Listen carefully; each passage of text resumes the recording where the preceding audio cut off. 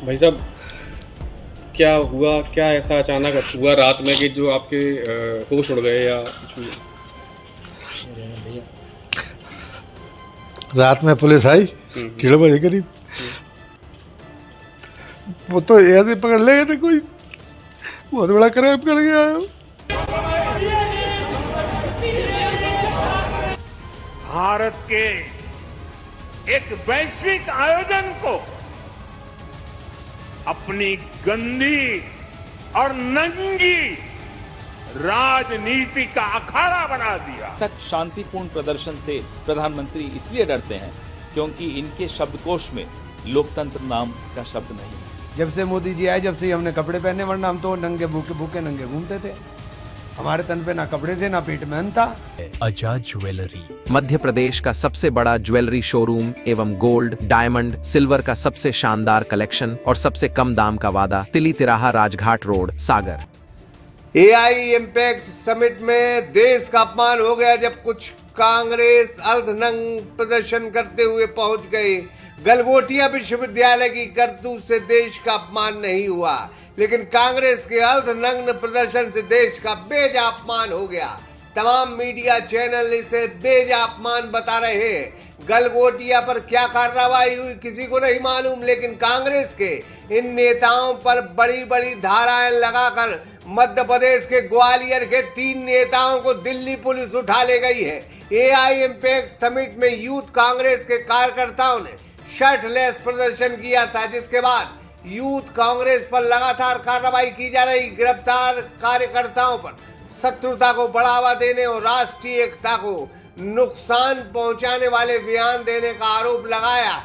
Police ने जितेंद्र यादव, जो ग्वालियर के, उनके बड़े भाई रोते हुए भी दिखाई दे रहे हैं, राज गुर्जर और अजय कुमार नामक आरोपियों को मध्य प्रदेश के ग्वालियर से गिरफ्तार कर लिया है। पुलिस ने उत्तर प्रदेश के ललितपुर से आईवाईसी की उत्तर प्रदेश इकाई के महासचिव ऋतिक उर्फ मोन्टू शुक्ला को भी हिरासत में लिया है, जबकि आईवाईसी अध्यक्ष उदय भानु चिब से भी पूछताछ की जा रही है।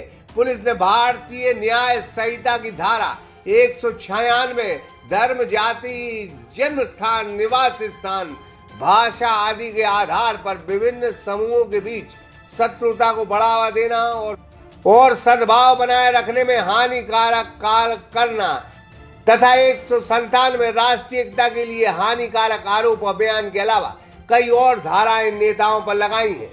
इन धाराओं के तहत 3-3 साल तक की कैद और जुर्माना दोनों हो सकता है। हम आपको बताए चलते, शुक्रवार 20 फरवरी को भारत मंडपम में एआई इम्पैक्ट समिट के दौरान एक प्रदर्शनी हाल में भारतीय युवा कांग्रेस के कार्यकर्ताओं के एक समूह ने कमीज उतारकर विरोध प्रदर्शन कर दिया था।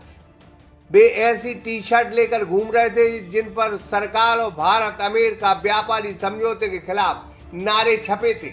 इसके बाद कार्यक्रम स्थल पर मौजूद सुरक्षा कर्मियों द्वारा उन्हें वहां से हटा दिया गया था। भारतीय जनता पार्टी का दावा है कि विश्व के कई देश के प्रतिनिधि वहां मौजूद थे। कांग्रेस की यह हरकत शर्मसार करने वाली है। इन आरोपों के आधार पर अब दिल्ली पुलिस कार्रवाई कर रही है। इस मुद्दे ने राजनीतिक विवाद खड़ा कर दिया है। बीजेपी ने इसे वैश्विक मंच पर भारत की छवि को धूमिल करने का एक शर्मनाक कृत्य बताया है, जबकि भारतीय युवा कांग्रेस ने इसे राष्ट्रीय हितों की सुरक्षा के उद्देश्य से किया गया शांतिपूर्ण प्रदर्शन बताकर इसका बचाव किया है। लेकिन बहुत बड़ी बात है।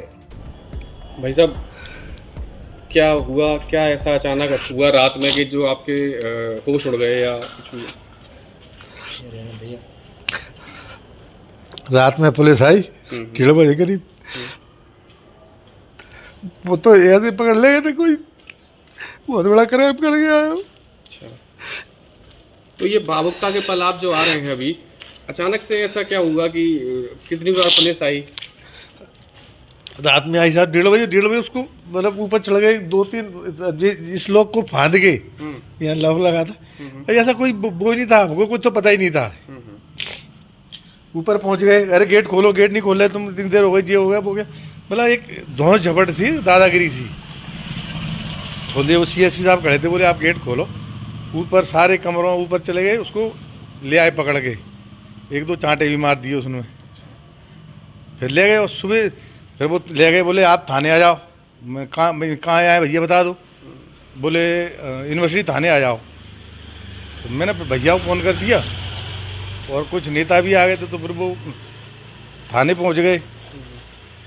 थाने मिलने नहीं दिया, वैसे फ़ोन से बात करा दी। छात्र नेता हैं जितेंद्र यादव, कथित तौर पे ऐसा कहा जा रहा है कि वे किसी प्रदर्शन में शामिल थे, इस वजह से दिल्ली पुलिस ने आकर रात को, बल्कि मैं कहूँगा अनाधिकृत रूप से उनके घर में प्रवेश करके उनके परिवार वालों को प्रताड़ित किया, उनका फोन वोन छीन ले गए, उस बालक को उठा ले गए और सुबह से उनका पूरा घर परेशान है ये जानने के लिए कि उनका बच्चा कहाँ है, कौन ले जा रहा है, क्योंकि ये तो अधिकार है हर व्यक्ति का, मुझे लगता है इस देश में, कि वो जान सके कि उसके खिलाफ क्या कार्रवाई हो रही है।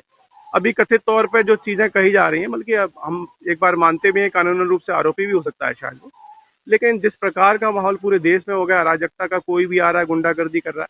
विगत दिवस भी देखिए आप किस प्रकार से भाजपाई नेताओं ने कांग्रेस के कार्यालय में घुस के मारपीट की, तोड़फोड़ की और सरकार चुप है, मौन है। तो लगता है कि प्रजातंत्र तो बचे ही नहीं, कानूनी व्यवस्था भी पूर्ण रूप से भारतवर्ष में समाप्त हो गई, पूर्ण अराजकता का माहौल जैसा लग रहा है।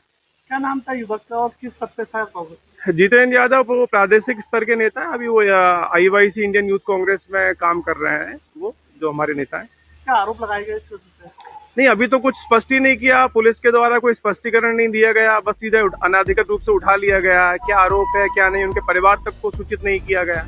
गलगोटिया यूनिवर्सिटी है, उसने इस AI समिट में जो किया है उस पर भारतीय जनता पार्टी ने क्या बयान दिया ये किसी को नहीं मालूम, लेकिन अर्धनग्न प्रदर्शन पर देश का अपमान हो गया, ये बहुत बड़ी बात है। भारत का संविधान सभी को बोलने का अधिकार देता है, अगर अर्धनग्न प्रदर्शन किया है तो उन पर भी कार्रवाई होना चाहिए, क्योंकि कई देशों के प्रतिनिधि वहां मौजूद थे। ये भारत का अपमान हुआ है, लेकिन गलगोटिया यूनिवर्सिटी ने जो किया है उससे देश का नहीं दुनिया का अपमान हुआ है, इसलिए गलगोटिया यूनिवर्सिटी पर भी कार्रवाई होनी चाहिए। क्या ये दिल्ली पुलिस कर रही है? नहीं कर रही तो ये दुर्भाग्य है, क्योंकि प्रदर्शन करने वालों पर कार्रवाई होना चाहिए। तो गलगोटिया यूनिवर्सिटी ने जो भारत का सिर शर्म से झुकाया है उस पर कार्रवाई क्यों नहीं हो रही, ये बड़ा सवाल है। सागर एक्सप्रेस न्यूज की ब्यूरो रिपोर्ट। आजाद ज्वेलरी मध्य प्रदेश का सबसे बड़ा ज्वेलरी शोरूम एवं गोल्ड, डायमंड, सिल्वर का सबसे शानदार कलेक्शन और सबसे कम दाम का वादा, तिली तिराहा राजघाट रोड, सागर।